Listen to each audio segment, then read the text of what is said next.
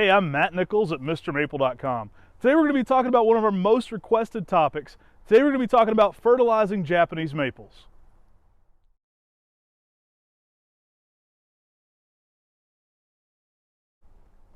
I'm Tim Nichols of Mr. Maple. We greatly appreciate you taking time to watch this video. Please like this video, subscribe to our YouTube channel. If you have another question you'd like to see answered, post those in the comment section below, and always sign up for our weekly emails on MrMaple.com. We try to add 10 new fun, exciting trees every single Tuesday at 10 a.m. Eastern Standard Time, so that's something you'll definitely want to check out.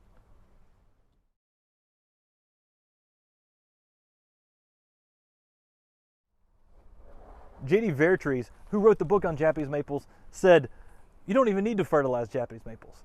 And when we first started growing Japanese maples, we took that approach. Then we started learning that fertilizing a Japanese maple is actually a great thing. The tree actually grows a lot faster, turns into a very robust tree much quicker when you do fertilize. The key thing with fertilizing a Japanese maple is to make sure that you fertilize with something that's 15 or under on that nitrogen level. The other two numbers aren't as important as the first number. The first number, you want to make sure that nitrogen, the N, is 15 or under. Japanese maples don't like high amounts of fertilizer, and sometimes people will think organic fertilizers are less amounts of nitrogen. That's not always true. Something like cow manure or horse manure or chicken manure may be very, very high in nitrogen naturally. And so we want to avoid things like that because it can overpush a Japanese maple and make them so they're not a very healthy tree.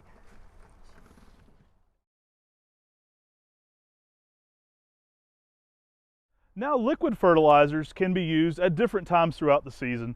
Things that are very low nitrogen are going to not have a lot of residual buildup, but you want to be careful to not overdo it. A lot of these can leave too much nitrogen in the soil, so we recommend spacing those out once or twice a month kind of mix, something like every 3 weeks if you're going with a liquid mix. And you want to cut that off a lot too. You want to cut that off earlier than October. So you don't want to be fertilizing in late October, pushing new growth. Same theory as with that granulated mix. We tend to cut off any liquid fertilizer mixes in August, so that's the time frame for that. Once August hits, start letting your trees shut down, get completely dormant. You can do a little bit more with the liquid mix because it's not going to stay there in the soil and spike as high as the granulated mix. So May for the granulated mix and August for any liquid mixes. So the liquid mixes can give them a little bit of a push. It's not something that it hurts or helps a ton, but you want to do it in small amounts. The key there is to not overdo it.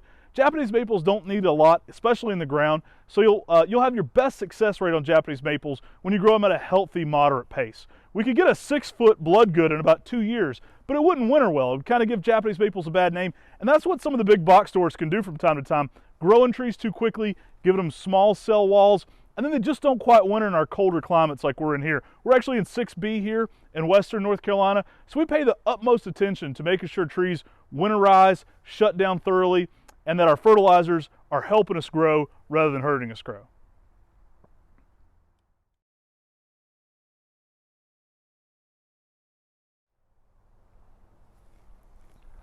Often when you buy Japanese maples from a nursery, especially from Mr. Maple, they'll often already have fertilizer in the pot for that year. So it's often that you won't even need to fertilize a Japanese maple the first year that you plant it in the landscape. When you are actually fertilizing your Japanese maple, really look at the fertilizer label and really put out a recommended amount, and even go a little lighter than you would say for a larger tree, because Japanese maples don't like high amounts of that fertilizer. And lower amounts of fertilizer will get that tree growing very strong, makes a beautiful tree, but you don't want to push it too much or you'll have an unhealthy tree.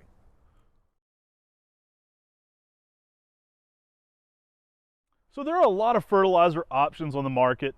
I won't dump on any brand specifically, but you'll see Japanese maple fertilizer specifically for Japanese maples, and oftentimes, it's not doing much, to be honest with you. There's a lot of those fertilizers that are so low in all the numbers, you'll see like a 4, 5, 3, 4, 6, 5, kind of numbers like that. And while you're not hurting your Japanese maple, you're really not doing much either, to be honest with you. So you're not getting much nitrogen to have growth. So you want to have a little bit more than that. As Tim mentioned, we try to keep that number below a 15. What we actually use at our nursery is a 15, 10, 8. It's a low mix. You're getting some good a blend there for root development, but you're not getting huge nitrogen spikes. Huge nitrogen spikes, so if you're using something like a 26, a real high exaggerated number on that nitrogen, what you're going to get is longer, twiggier growth. So you're going to get long shoots that look more regular. And when you're using a more consistent lower nitrogen, what you're actually going to get in your Japanese maples are more thorough, consistent growth throughout. Now, what can't be substituted is good pruning. Now, we'll talk a lot more about pruning, but pruning your Japanese maples is actually the easiest way to get a lot of growth.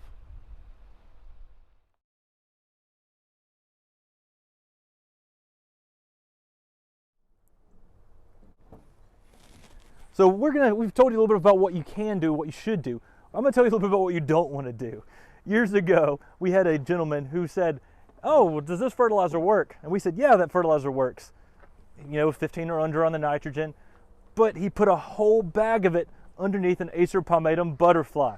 It caused the tree to completely defoliate, would have killed it if we wouldn't have brought it back, washed off the roots, and then it leafed back out and was very happy. One of the things you don't want to do, on top of putting a bag of fertilizer underneath a Japanese maple, is fertilize high amounts of nitrogen towards your variegated Japanese maples. Variegated Japanese maples often show more variegation when they have less amounts of nitrogen. The nitrogen will increase the green, the chlorophyll part of the leaf, which will often cause variegated types to have a lot less variegation and more chlorophyll. It may even push reversions out on some Japanese maples, which is not very attractive.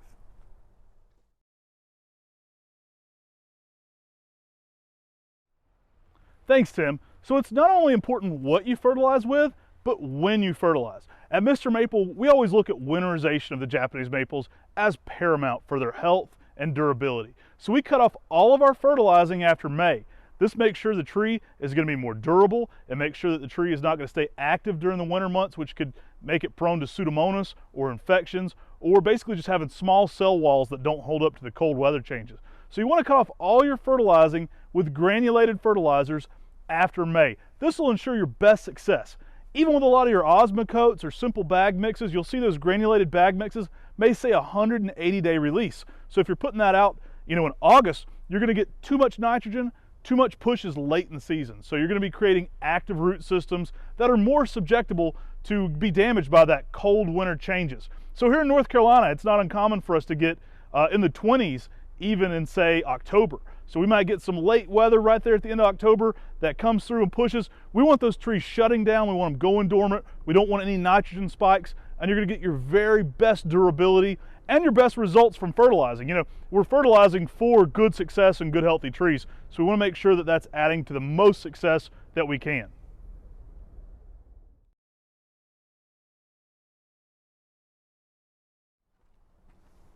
There is one thing to watch out for when you are fertilizing your Japanese maples. Remember, when you fertilize a Japanese maple, they do require more water.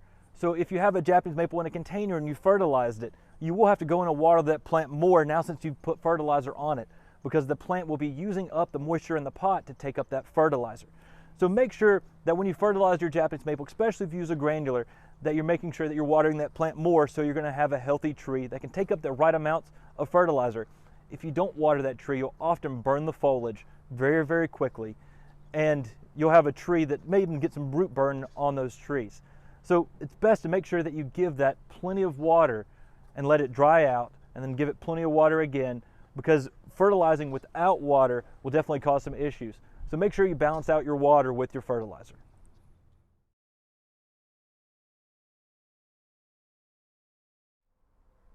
So fertilizer can't be a replacement for good spring pruning.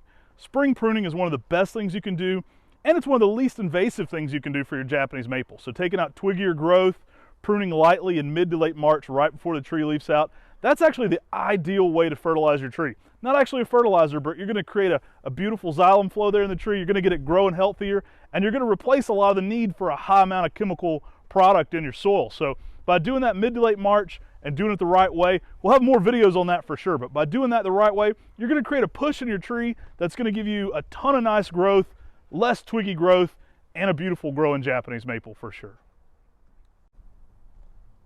Hey, thanks for watching Mr. Maple's video on quick tips for Japanese maple fertilizing. We hope you learned something from this video. We hope it helped you have more success in your Japanese maple gardening. We're going to be doing more of these videos that are basically instructional videos and just trying to give you the most success you can to support you in your Japanese maple collecting and give you the best success rate, because we want your trees to be beautiful. We want them to go out in your landscape and just look amazing. and to be the happiest trees possible. So we really appreciate you watching. If you will, please take a second, subscribe, comment in the YouTube section. We're looking for more ideas for either how-to videos or what you'd like to have answered videos. So if you have something you'd like, a question you'd like answered, put that in the comments below. Please share our channel with your gardening friends. That's the greatest way for our channel to grow, is for you to send this out to other people who are already into gardening. So we greatly appreciate you sharing. Thanks so much for watching. God bless and have a great day.